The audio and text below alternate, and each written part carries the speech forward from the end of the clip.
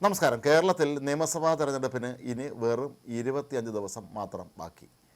CPM ആകട്ടെ അവരുടെ ഭൂരിപക്ഷം സ്ഥാനാർത്ഥികളുടെയും പട്ടിക പുറത്തുവിട്ടിരിക്കുകയാണ്. കോൺഗ്രസിൽ പതിവ് പോലെ തമ്മിൽ തല്ലും തർക്കവും ഇപ്പോഴും തുടരുക തന്നെയാണ്.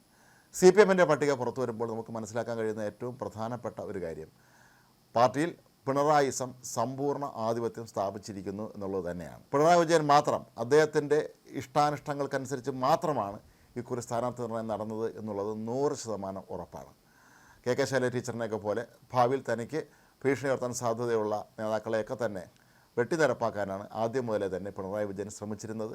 അതിൻ്റെ ഭാഗമായിട്ട് തന്നെയാണ് പേരാവൂരിലേക്ക് അവരെ മാറ്റിയത്. മട്ടന്നൂരിൽ അവർ മത്സരിച്ചാൽ നേരത്തെ പോലെ തന്നെ വലിയ തോതിലുള്ള ഭൂരിപക്ഷം ലഭിക്കുമെന്നും ഒരുപക്ഷെ നാളെ ഭരണം കിട്ടുകയും ഏതെങ്കിലും ഒരു പ്രത്യേക സാഹചര്യം ഉണ്ടാവുകയും ചെയ്താൽ അവർ മുഖ്യമന്ത്രിയാകാൻ വരെ സാധ്യതയുണ്ട് എന്നുള്ളത് കൊണ്ട് തന്നെയാണ് അവരെ വെട്ടിമാറ്റിയത്. അതുപോലെ മുഖ്യമന്ത്രിയുടെ പൊളിറ്റിക്കൽ സെക്രട്ടറി പി ശശി ഉൾപ്പെടെയുള്ള കണ്ണൂരിലെ ജയരാജന്മാർ തുടങ്ങിയവർക്കൊന്നും തന്നെ സീറ്റ് നൽകാതിരിക്കുന്നതൊക്കെ തന്നെ തൻ്റെ പാത അല്ലെങ്കിൽ തൻ്റെ കുടുംബത്തിൻ്റെ പാത സുഗമമാക്കാൻ വേണ്ടി തന്നെയാണ് എന്നുള്ള കാര്യം ഉറപ്പാണ്.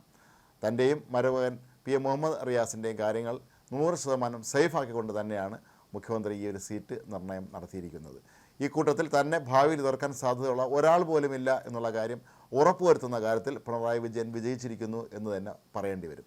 നേരത്തെ VS അച്യുതാനന്ദൻ ജീവിച്ചിരുന്ന കാലത്താകട്ടെ അദ്ദേഹം വളരെ കൃത്യമായി ഇടപെടുകയും പാർട്ടിയിലെ ഗ്രൂപ്പ് സമവാക്യങ്ങൾക്കനുസരിച്ച് സീറ്റുകൾ നിശ്ചയിക്കുക ചെയ്യുന്ന രീതി ഉണ്ടായിരുന്നു. മാത്രമല്ല VS അച്യുതാനന്ദനെ സംബന്ധിച്ചിടത്തോളം അദ്ദേഹം ഒരു കാര്യം ആവശ്യപ്പെട്ടാൽ അത് പിന്നീട് അദ്ദേഹം പരസ്യമായി ആവശ്യപ്പെടുന്ന ഘട്ടത്തിലേക്ക് എത്തും എന്ന് അറിയാവുന്നുള്ള പിണറായി വിജയൻ പലപ്പോഴും VSനെ പിണക്കാതെ തന്നെ തന്ത്രപൂർവ്വം സ്ഥാനാർത്ഥി നിർണ്ണയം നടത്തുന്നതായിരുന്നു പതിവ്. ഇക്കുറി അങ്ങനെ പോലും ആരുമില്ലാത്ത ഒരവസ്ഥയാണ് ഉള്ളത്. ഇവിടെ നമ്മൾ ശ്രദ്ധിക്കേണ്ടത് വളരെ പ്രധാനപ്പെട്ട ഒരു കാര്യം, തലശ്ശേരിയിൽ സ്പീക്കർ AN ഷംസീറിന് സീറ്റ് നിഷേധിച്ചതാണ്.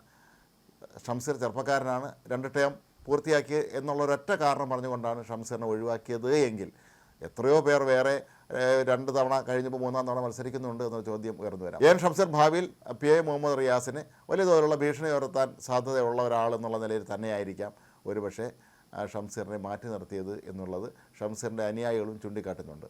ഏതായാലും മറ്റൊരു പ്രധാനപ്പെട്ട കാര്യം കോടിയേരി ബാലകൃഷ്ണൻ്റെ കുടുംബാംഗങ്ങളെയും കോടിയേരിയുമായി ചേർന്ന് നിന്നവരെയൊക്കെ തന്നെ ഒതുക്കിയതാണ്. കോടിയേരി ബാലകൃഷ്ണനുമായൊക്കെ തന്നെ വളരെ അടുത്ത ബന്ധമുണ്ടായിരുന്ന ആളാണ് AN ഷംസീർ. കോടിയേരി ബാലകൃഷ്ണൻ്റെ കുടുംബാംഗങ്ങളിൽ ആരെങ്കിലും ഇത്തവണ ചിലപ്പോൾ മത്സരിക്കാൻ സാധ്യത ഉണ്ടെന്നുള്ള വാർത്തകളൊക്കെ ആദ്യമേ പുറത്തു വന്നിരുന്നുവെങ്കിലും അവരെയും പൂർണ്ണമായും ഒഴിവാക്കിയിരിക്കുകയാണ്. അതുപോലെ എല്ലാ ജില്ലകളിലും തൻ്റെ പാർശ്വത്തിൽ അല്ലെങ്കിൽ താൻ പറയുന്നതിന് എതിരെ പറയാത്ത ആളുകളെ മാത്രം തിരഞ്ഞെടുത്തുകൊണ്ട് സ്ഥാനാർത്ഥിയാക്കുന്നതായിട്ടാണ് നമുക്കിതിൽ നിന്ന് മനസ്സിലാക്കാൻ കഴിയുന്നത്. പാർട്ടിയിലെ മുതിർന്നവരായ പലരെയും ഒഴിവാക്കിക്കൊണ്ട് 2ാം നിരക്കാരെയും അതുപോലെ മുഖ്യമന്ത്രിയുടെ പാർശ്വവർത്തികളായി അറിയപ്പെടുന്നവരെയും മാത്രം സ്ഥാനാർത്ഥികളാക്കാനുള്ള നീക്കം തന്നെയാണ് ഈ പട്ടികയിൽ നിന്ന് നമുക്ക് കാണാൻ കഴിയുന്നത്. പക്ഷേ ഇവിടെ CPMനെ സംബന്ധിച്ചിടത്തോളം അവർക്ക് ഒരു പ്ലസ് പോയിൻ്റ് ആകുന്ന ഒരു പ്രധാനപ്പെട്ട കാര്യം കോൺഗ്രസിനുള്ളിൽ ഇപ്പോഴും തീരുമാനമാകാതെ നീളുന്ന സീറ്റ് ചർച്ചകൾ തന്നെയാണ്.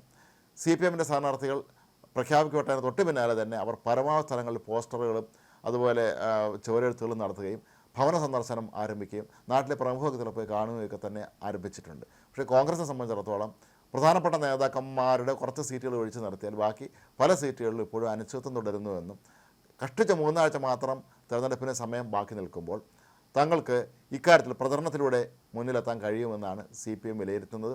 മുഖ്യമന്ത്രി പിണറായി വിജയൻ തന്നെ നേരിട്ട് ഈ തെരഞ്ഞെടുപ്പിനെ നയിക്കുക എന്ന് പറയുന്നത് വളരെ ശ്രദ്ധിക്കേണ്ടതൊരു കാര്യമാണ്. കാരണം അധികാരത്തിലിരുന്നുകൊണ്ട് തെരഞ്ഞെടുപ്പിനെ നേരിടുന്ന ഈ ഒരു ഘട്ടത്തിൽ അദ്ദേഹത്തിന് നന്നായിട്ട് അറിയാം എന്താണ് ചെയ്യേണ്ടത് എന്ന്. അപ്പോൾ അതുകൊണ്ട് തന്നെ തൻ്റെ പരമാവധി എതിരാളികളെല്ലാം ഒഴിവാക്കിക്കൊണ്ട് വളരെ സുഗമമായി വീണ്ടും അധികാരത്തിലെത്താനും തൻ്റെ വേണ്ടപ്പെട്ടവരെ മാത്രം അധികാര പദവികളിൽ അധികാരം കിട്ടിയാൽ ഉറപ്പിക്കാനുമുള്ള ശ്രമം തന്നെയാണ് നടത്തുന്നത്. ഏതായാലും പിണറായിസം പാർട്ടിയിൽ സമ്പൂർണ്ണ നിയന്ത്രണം നേടിയിരിക്കുന്നു എന്ന് തന്നെയാണ് ഇതിൽ നമുക്ക് മനസ്സിലാക്കാൻ കഴിയുന്നത്.